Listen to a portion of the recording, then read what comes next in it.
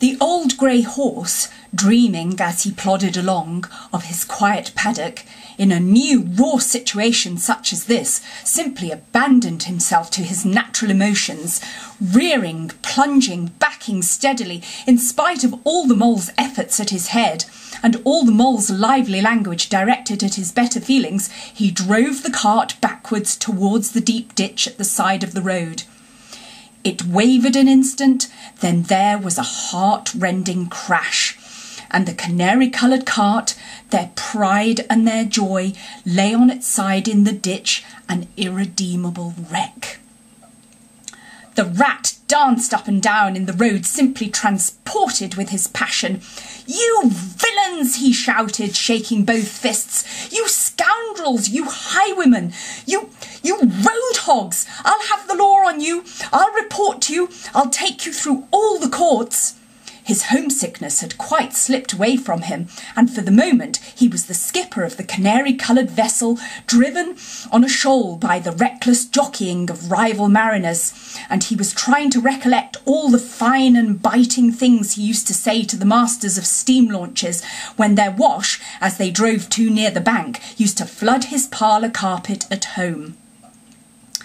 Toad sat down in the middle of the dusty road, his legs stretched out before him, and stared fixedly in the direction of the disappearing motor car. He breathed short, his face wore a placid, satisfied expression, and at intervals he faintly murmured, "Poop, poop." The mole was busy trying to quiet the horse, which he succeeded in doing after a time. Then he went to look at the cart on its side in the ditch. It was indeed a sorry sight. Panels and windows smashed, axles hopelessly bent, one wheel off, sardines scattered over the wide world, and the bird in the birdcage sobbing pitifully and calling to be let out. The rat came to help him, but their united efforts were not sufficient to right the cart. "Hi, Toad," they cried, "come and bear a hand, can't you?" The toad never answered a word, or budged from his seat in the road, so they went to see what was the matter with him. They found him in a sort of trance, a happy smile on his face, his eyes still fixed on the dusty wake of their destroyer. At intervals he was still heard to murmur, "Poop, poop." The rat shook him by the shoulder. "Are you coming to help us, Toad?" he demanded sternly. "Glorious, stirring sight," murmured Toad, never offering to move.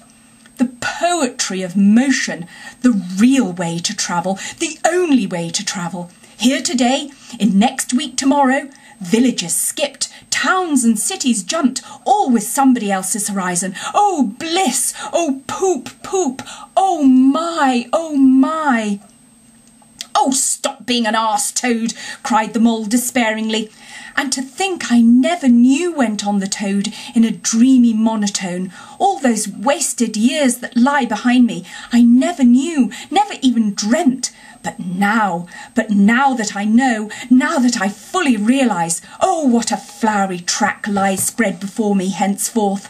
What dust clouds shall spring up behind me as I speed on my reckless way. What carts I shall fling carelessly into the ditch in the wake of my magnificent onset.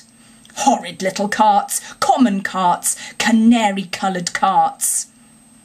"What are we to do with him?" asked the mole of the water rat. "Nothing at all," replied the rat firmly, "because there really is nothing to be done.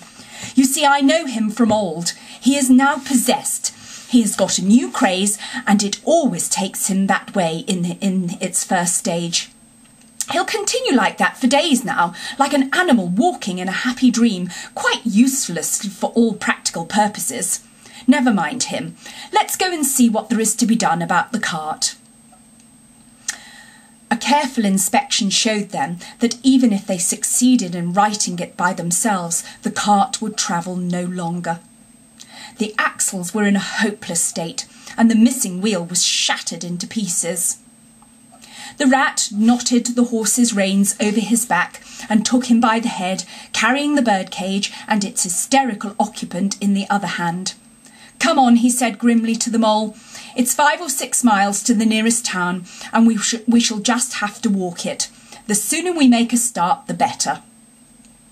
"But what about Toad?" asked the Mole anxiously as they set off together. "We can't leave him here, sitting in the middle of the road by himself in the distracted state he's in. It's not safe. Supposing another thing were to come along." "Oh, bother Toad," said the Rat savagely. "I've done with him." They had not proceeded very far on their way, however, when there was a pattering of feet behind them, and Toad caught them up and thrust a paw inside the elbow of each of them, still breathing short and staring into vacancy. "Now look here, Toad," said the Rat sharply. "As soon as we get to the town, you'll have to go straight to the police station and see if they know anything about that motor car and who it belongs to, and lodge a complaint against it. And then you'll have to go to the blacksmith's or a wheelwright's and arrange for the cart to be fetched and mended and put to rights. It'll take time, but it's not quite a hopeless smash. Meanwhile, the Mole and I will go to an inn and find comfortable rooms where we can stay till the cart's ready, until your nerves have recovered their shock." "Police station? Complaint?" murmured Toad dreamily. "Me? Complain of that beautiful, that heavenly vision that has been vouchsafed me? Mend the cart? I've done with carts for ever. I never want to see a cart or to hear of it again. Oh, Ratty, you can't think how obliged I am to you for consenting to come on this trip. I wouldn't have gone without you, and then I might never have seen that swan, that sunbeam, that thunderbolt. I might never have heard that entrancing sound or smelt that bewitching smell. I owe it all to you, my best of friends." The Rat turned from him in despair. "You see what it is," he said to the Mole, addressing him across Toad's head. "He's quite hopeless. I give up. When we get to the town, we'll go to the railway station, and with luck we may pick up a train there that'll get us back to the riverbank tonight. And if ever you catch me going a-pleasuring with this provoking animal again—" He snorted, and during the rest of that weary trudge addressed his remarks exclusively to Mole. On reaching the town, they went straight to the station and deposited Toad in the second-class waiting room, giving a porter twopence to keep a strict eye on him. Then they left the horse at an inn stable and gave what directions they could about the cart and its contents. Eventually, a slow train having landed them at a station not very far from Toad Hall, they escorted the spellbound, sleepwalking Toad to his door, put him inside, and instructed his housekeeper to feed him, undress him, and put him to bed. Then they got out their boat from the boathouse, sculled down the river home, and at a very late hour sat down to supper in their own cosy riverside parlour, to the Rat's great joy and contentment. The following evening, the Mole, who had risen late and taken things very easy all day, was sitting on the riverbank fishing, when the Rat, who had been looking up his friends and gossiping, came strolling along to find him. "Heard the news?" he said. "There's nothing else being talked about all along the riverbank.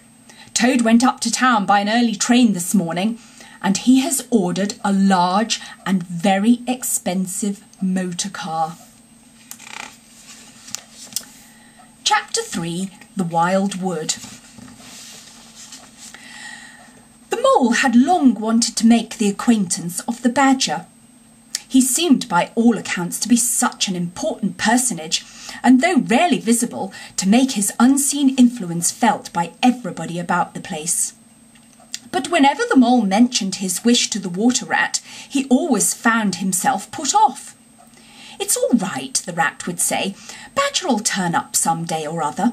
He's always turning up, and then I'll introduce you. The best of fellows, but you must not only take him as you find him, but when you find him." "Couldn't you ask him here for dinner or something?" said the Mole. "He wouldn't come," replied the Rat simply. "Badger hates society, and invitations, and dinner, and all that sort of thing." "Well then, supposing we go and call on him," suggested the Mole. "Oh, I'm sure he wouldn't like that at all," said the Rat, quite alarmed. "He's so very shy. He'd be sure to be offended. I've never even ventured to call on him at his own home myself, though I know him so well. Besides, we can't. It's quite out of the question, because he lives in the very middle of the wild wood." "Well, supposing he does," said the mole. "You told me that the wild wood was all right, you know." "Oh, I know, so it is," replied the rat evasively, "but I think we won't go there just now. Not just yet. It's a long way, and he wouldn't be at home at this time of the year anyhow. He'll be coming along some day, if you'll wait quietly."